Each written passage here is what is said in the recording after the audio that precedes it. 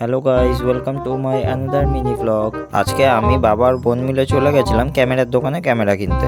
এর আগেও আমি অনেকবার গেছিলাম, তবে আমাকে ঘাড় ধাক্কা দিয়ে বার করে দিয়েছিল, তার কারণ আমার কাছে কোনো টাকা পয়সা ছিল না বলে। তো আমি বাবা দুজনে মিলেই এবারে চলে গেছিলাম। যেহেতু বাবা ছিল ওই জন্য আমাকে আর এবারে কেউ বার করতে পারিনি। বাবাকে দেখে ভেবেছে হয়তো অনেক টাকার মালিক, ওই জন্য আমাদের আর কেউ বার করেনি। তো এখানে ক্যামেরার দোকানে বসে আমরা কথাবার্তা বলে নিচ্ছি, একটু মজা করে নিচ্ছি, পেছন থেকে আমি উকি মারছি। তারপর হাওয়ায় উঠতে উঠতে আমাদের কাছে খবর এলো যে ক্যামেরার বক্স আমাদের কাছে চলে এসেছে। তারপর ক্যামেরা বক্সটাকে নিয়ে একটু গুলুমুলু করে নিলাম।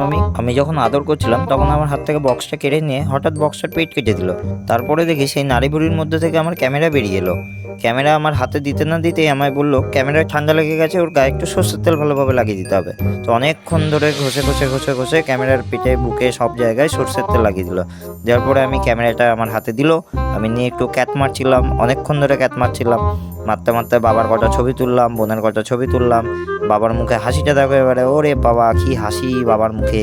তারপর আমার হাত থেকে এই দিদিভাই ক্যামেরাটা কেড়ে নিয়ে ব্যাগে ভরে দিয়ে বললো আর ক্যাত মারতে হবে না, অনেক ক্যাত মেরেছো এত সময় ধরে, এবার যাও ব্যাগে ভরে দিচ্ছি, বাড়ি নিয়ে চলে যাও, বাড়িতে গিয়ে বাদ বাকি ক্যাতগুলো মেরো যাও। এটা শুনে বাবা খুব জোরে রেগে গেল আর সবাইকে বাই বাই বলে বেরিয়ে আসলো। এই ভিডিওটা যদি তোমাদের ভালো লাগে তাহলে চ্যানেলটা সাবস্ক্রাইব করে দিতে হবে। সবকিছু কি তোমাদের বলে দিতে হবে?